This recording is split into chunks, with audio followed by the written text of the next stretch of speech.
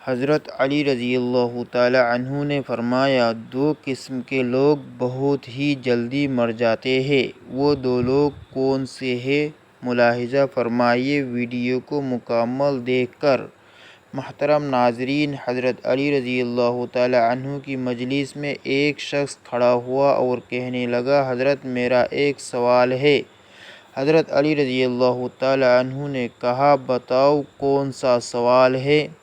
کہا، مجھے بتایا جائے وہ کون سے لوگ ہیں جو جلدی مر جاتے ہیں اور وہ کون سے لوگ ہیں جو دیر سے مرتے ہیں۔ اور اتنے میں دوسرا شخص کھڑا ہوا اور کہنے لگا، حضرت میرا بھی ایک سوال ہے۔ حضرت علی رضی اللہ تعالی عنہ نے فرمایا، کون سا سوال ہے؟ تو وہ شخص کہنے لگا، یا علی رضی اللہ تعالی عنہ، میری بیوی ہے جو مجھ سے پیار نہیں کرتی بلکہ نفرت کرنے لگ گئی ہے۔ مجھے کچھ ایسی نصیحتیں ارشاد فرمائیے، مجھے کوئی ایسا عمل بتائیے جو میں اپناؤں اور بیوی کی نظروں میں قابل عزت اور قابل احترام بن جاؤں۔ حضرت علی رضی اللہ تعالی عنہ نے ارشاد فرمایا، اس سے پہلے والے شخص کو مخاطب کر کے جس شخص نے کہا تھا، حضرت وہ کون سے لوگ ہیں جو جلدی مر جاتے ہیں اور وہ کون سے لوگ ہیں جو دیر سے مرتے ہیں، تو حضرت علی رضی اللہ تعالی عنہ نے ارشاد فرمایا، دو قسم کے لوگ جلدی مر جاتے ہیں۔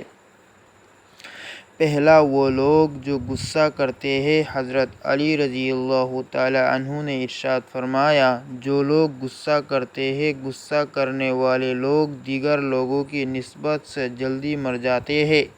غصہ کرنے والے لوگ، جو کہ ہمارے معاشرے میں یہ بیماری بہت زیادہ پھیلی ہے، ہر بندہ غصے میں بھڑکتا ہوا نظر آتا ہے۔ غصہ کرنے والے شخص نہ اللہ تعالیٰ کو پسند ہے، نہ ہی اللہ تعالیٰ کے رسول صلی اللہ علیہ وسلم کو پسند ہے اور نہ ہی اللہ تعالیٰ کی مخلوق کو پسند ہے۔ غصہ اس سلگتی ہوئی تیلی کی مانند ہے جو دوسروں کو جلانے سے خود جلتی ہے۔ فرمایا، غصہ کرنے والا شخص جو بے خوابی کا شکار بنا رہتا ہے۔ غصہ کرنے والے شخص کو نیند نہیں آتی۔ غصہ کرنے والا شخص نیند سے محروم رہتا ہے۔ غصہ کرنے والا شخص سکون سے محروم رہتا ہے۔ غصہ کرنے والا چین سے محروم، قرار سے محروم۔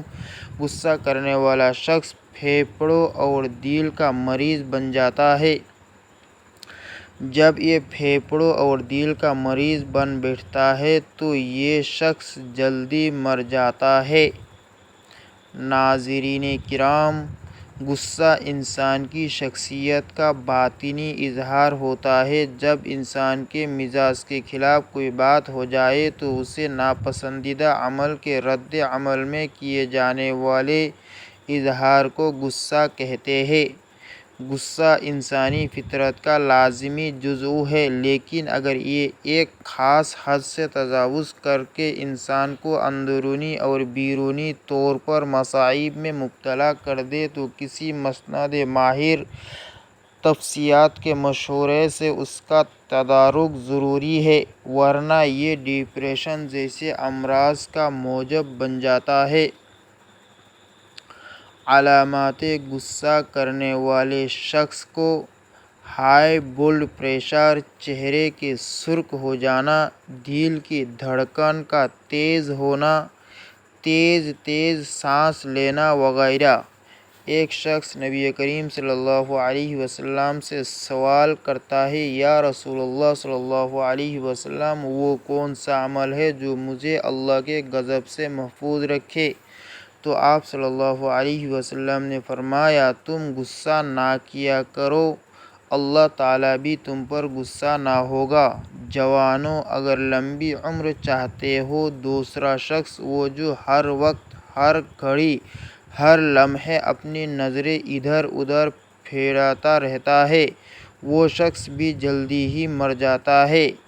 جو شخص دنیاوی لذتوں کے پیچھے بھاگتا رہتا ہے، جو بندہ دنیاوی خواہشات کے پیچھے بھاگتا ہے، موت اس کے پیچھے بھاگتی ہے۔ جو بندہ دنیاوی لذتوں کا پیچھا کرتا ہے اور موت اس کا پیچھا کرتی ہے، دوڑتے دوڑتے یہ شخص جسے ہی دنیاوی لذتوں کے قریب جاتا ہے، نفسانی خواہشات کے قریب جاتا ہے، جیسے ہی لذتوں کو چھونے کی کوشش کرتا ہے، لذت حاصل کرنے کی کوشش کرتا ہے، تو یہی لذت اس بندے کو پکڑ کر موت کے منہ میں لے جاتی ہے۔ لہٰذا اس طرح کے لوگ بھی جلدی ہی مر جاتے ہیں۔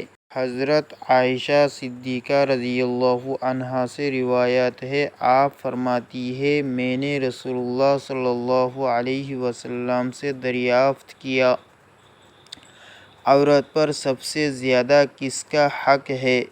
حضور صلی اللہ علیہ وسلم نے ارشاد فرمایا، اس کے شوہر کا۔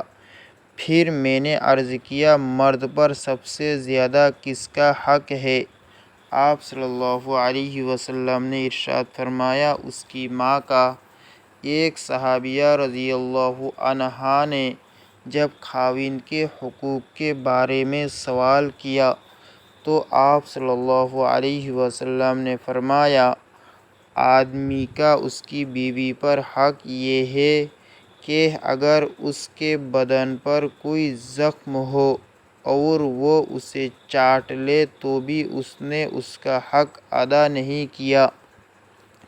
حضرت ام سلمہ رضی اللہ عنہا سے روایت ہے کہ حضور اقدس صلی اللہ علیہ وسلم نے ارشاد فرمایا کہ جس عورت کا اس حالت میں انتقال ہو جائے کہ اس کا شوہر اس سے راضی ہو تو وہ عورت جنت میں داخل ہوگی۔ تمام دوست نماز کا اہتمام لازمی کریں۔ نماز پڑھنا ہر مسلمان مرد اور عورت پر فرض ہے۔ رسول اللہ صلی اللہ علیہ وسلم نے ارشاد فرمایا، مجھے اللہ کی طرف سے حکم دیا گیا کہ لوگوں سے جنگ کرو اس وقت تک کہ وہ اس بات کا اقرار کر لے کہ اللہ کے سوا کوئی معبود نہیں، اور یہ کہ محمد صلی اللہ علیہ وسلم اللہ کے سچے رسول ہیں، اور نماز ادا کرنے لگے اور زکوٰۃ دے۔ جس وقت وہ یہ کرنے لگیں گے تو مجھ سے اپنے جان و مال کو محفوظ کر لیں گے، سوائے اسلام کے حق کے۔ رہا ان کے دل کا حال تو ان کا حساب اللہ کے ذمے ہے۔ دعا ہے کہ اللہ تعالیٰ میرا سنانا اور آپ کا سننا اپنی بارگاہ الہی میں قبول اور منظور فرمائے۔ آمین ثم آمین۔